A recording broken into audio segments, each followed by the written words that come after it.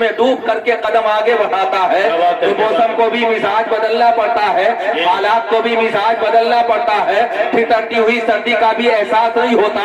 آپ تاریخ اٹھا کر کے دیکھیں، نبی کے دیوانوں کا ایک کارواں نکلا تھا، راستے میں پڑ گیا تھا دریائے دجلہ، اور دریائے دجلہ بھی حضرات ایسا بہتا ہوا دریائے دجلہ کہ بڑے بڑے حضرات تندرست ہاتھی بھی اگر اس میں قدم رکھ دے تو خدا کی قسم وہ بھی لہروں کا شکار ہو جائے، حضرات وہ بھی غرق آب ہو جائے، ان کے بھی قدم اپنی جگہ پر جم نہ سکے۔ لیکن مسلمانوں نے جب قدم آگے بڑھائے تھے نا تو کسی نے کہا تھا مسلمانوں کہاں جا رہے ہو، سامنے دریائے دجلہ ہے، دریائے دجلہ تو تم آ گئے، دریائے دجلہ تک تو تم آ گئے، لیکن شہر مدائن کو تم فتح نہ کر سکو گے، شہر مدائن کو تم زیر نہ کر سکو گے۔ حضرات مسلمانوں نے دریائے دجلہ کو دیکھا تھا اور شہر مدائن کی فصیل پر کھڑے ہوئے حضرات آپ کے پجاریوں کو دیکھا تھا۔ خدا کی قسم مسلمانوں نے حضرات پل بھر کے لیے قدموں کو روکا، اچانک سپہ سالار اعظم نکل کر کے میدان میں آئے تھے، اور میدان میں آنے کے بعد میں کہا تھا اے مسلمانوں اگر تم دریائے دجلہ کی لہروں کو دیکھ کر کے رک گئے تو دنیا والے یہ کہہ دیں گے کہ مسلمان دریائے دجلہ کی لہروں کو دیکھ کر کے رک گئے تھے، اگر تم نے قدموں کو پیچھے ہٹا لیا تو دنیا والے یہ کہہ دیں گے کہ مسلمان بہتے ہوئے پانی سے ڈر گئے تھے، اگر تم نے قدموں کو پیچھے ہٹایا تو دنیا والے یہ کہہ دیں گے کہ مسلمان پانی سے ڈرتے ہیں۔ خدا کی قسم حضرات مسلمانوں کا حوصلہ دیکھو، ہمت دیکھو، مسلمانوں کا جذبہ ایمانی دیکھو، مسلمانوں نے قدموں کو آگے بڑھایا۔ دنیا کے دانشمند کہہ رہے تھے مسلمانوں کہاں جا رہے ہو، ذرا سوچو تو صحیح، تم تھوڑی دیر میں غرق ہو جاؤ گے، تم تھوڑی دیر میں نظر آب ہو جاؤ گے، تم تھوڑی دیر میں ڈوب جاؤ گے، کم سے کم دیکھو تو صحیح سامنے تیز بہتا ہوا پانی ہے، ایسی لہریں جو بڑے بڑے ہاتھیوں کو بہا کر کے لے کر کے جا سکتی ہے۔ آخر سوچو تو صحیح کہ تمہارا کیا ہوگا، تمہارے جسموں کا کیا ہوگا۔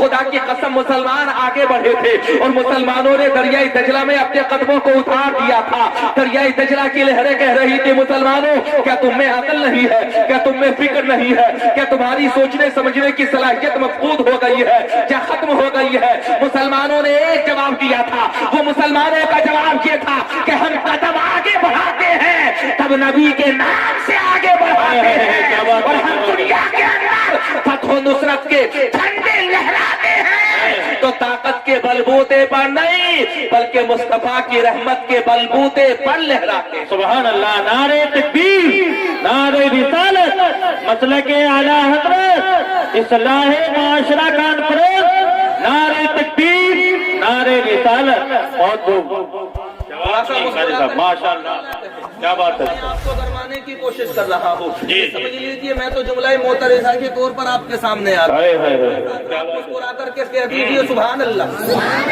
سبحان اللہ۔ بیچ میں بیٹھے ہوئے ہیں پیچھے والے انہیں سردی شاید آج زیادہ لگ رہی ہے، تم لوگ بھی مسکرا کر کے کہو سبحان اللہ، اس کونے والے بھی کہہ دو، تھوڑا سا حضرات اپنے احساسات کا احساس دلائیے اور ہاتھوں کو لہرا کر کے کہیے سبحان اللہ۔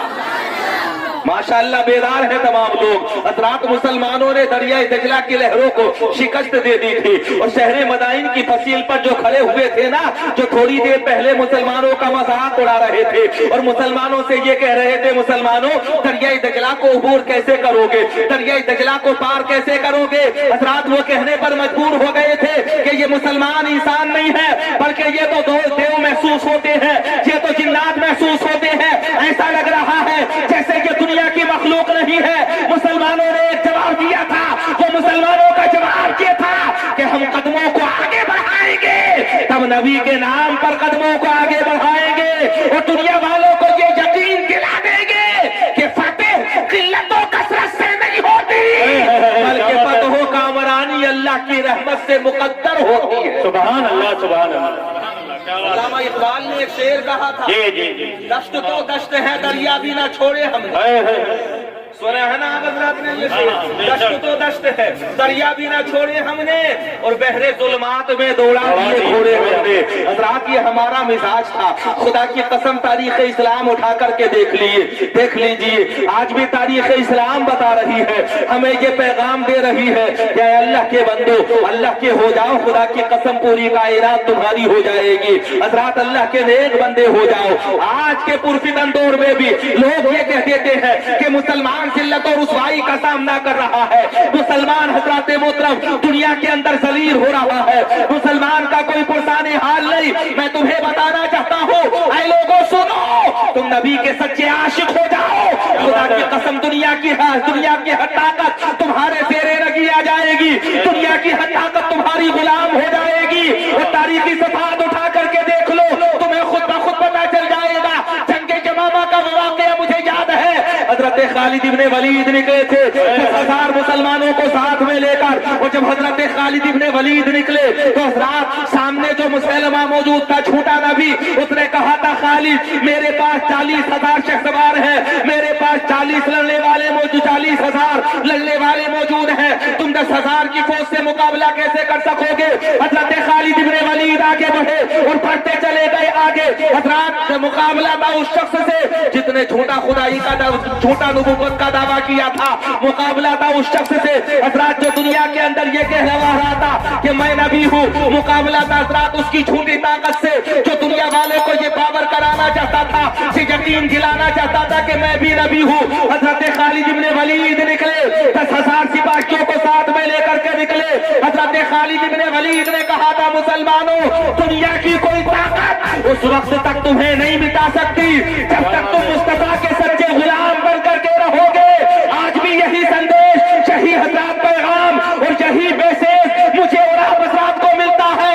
नबी के गुलाम बनकर रहो, हसद दूर करो, कीना दूर करो, बुग़्ज़ दूर करो, खुराफात दूर करो, गलत रस्म रिवाज को दूर करो और एक होकर बता दो कि मुत्तहिद होगे तो कहलाओगे मोमिन गाज़ी और मुंतशिर होगे तो इमाम सफाया होगा। क्या बात है, करता हूँ हजरात, हसद कितना बड़ा नुकसान करता है। जंगे यमामा का मौका, मुसलमानों की तादाद 10,000 और हजरात लश्करे मुर्तद्दीन की तादाद थी तकरीबन 40,000।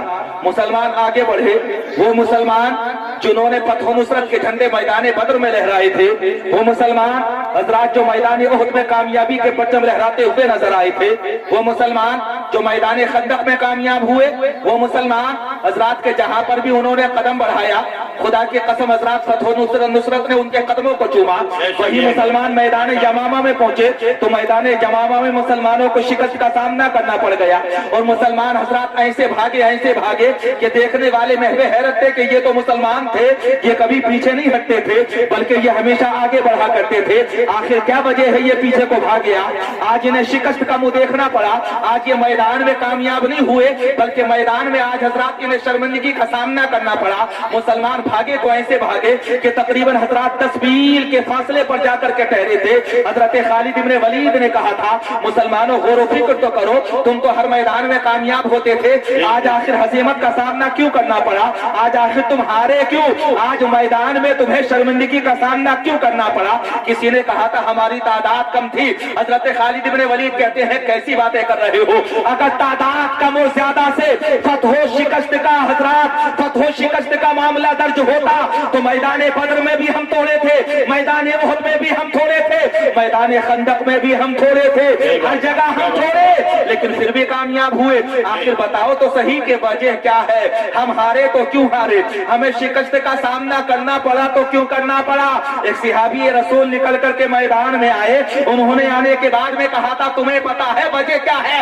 वजह का मुझे पता है और मैं तुम्हें बताना चाहता हूँ वजह क्या है। पूछा गया था वजह बताओ तो हजरात उस सहाबी ने कहा था जब हम जंग लड़ने के लिए आ रहे थे ना तो मुसलमानों में आपस में सरगोशियां हो रही थी और हजरात कबीले अंसार वाले कह रहे थे कि हम मुहाजिरीन से बेहतर है और मुहाजिरीन कह रहे थे हम अंसार से लड़ने में बेहतर है, अंसार कह रहे थे कि हम कबीले ओस से लड़ने में बेहतर है, कबीले ओस वाले कह रहे थे कि हम कबीले खजरत से लड़ने में बेहतर है, कबीले खजरत वाले कह रहे थे कि हम कबीले बनी बकर से बेहतर है, कबीले बनी बकर वाले कह रहे थे कि हम मक्के वालों से बेहतर है, मक्के वाले ये कह रहे थे कि हम मदीने वालों से बेहतर है। हजरत खालिद इब्ने वलीद कहते हैं ऐ मुसलमानों यही तुम्हारी शिकस्त की वजह है। जब जब तुम कबीलों में बटोगे, खानदानों में बटोगे, नस्लों में बटोगे, जब जब तुम मुल्कों में बटोगे, जब जब तुम सूबों में बटोगे, तुम कामयाब व कामरान नहीं हो सकते।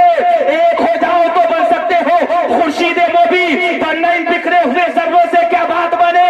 हजरत खालिद इब्ने वलीद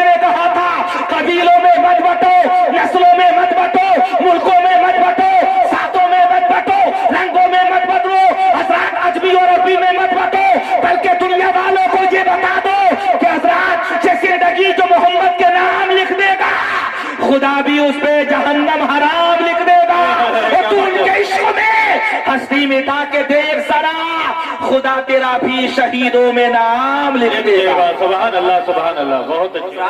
قبیلوں میں بٹ گئے ہم خاندانوں میں بٹ گئے, ہم گاؤں میں بٹ گئے, یا ہم نگر پنچایتوں میں بٹ گئے, ایسے ہی بات, ماشاء اللہ.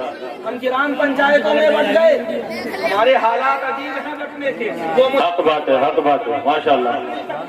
جی خود بٹ رہے ہیں حضرات. وہ مسلمان جس میں کوئی تفرقہ پیدا نہیں کر سکتا تھا, میاں گھر گھر جا کر کے دیکھو عجیب حالات نظر آ رہے ہیں. حضرت خالد بن ولید کا ایک ہی پیغام تھا, جب جب تم بٹو گے سلیل و خوار ہوتے رہو گے, اور جب جب تم متحد ہو جاؤ گے تو بڑی بڑی طاقتیں بھی تمہیں زیر نہیں کر سکیں گی. حق بات ہے, حق بات ہے, ماشاء اللہ. آج کا زمانہ یہ پیغام دے رہا ہے تمہیں.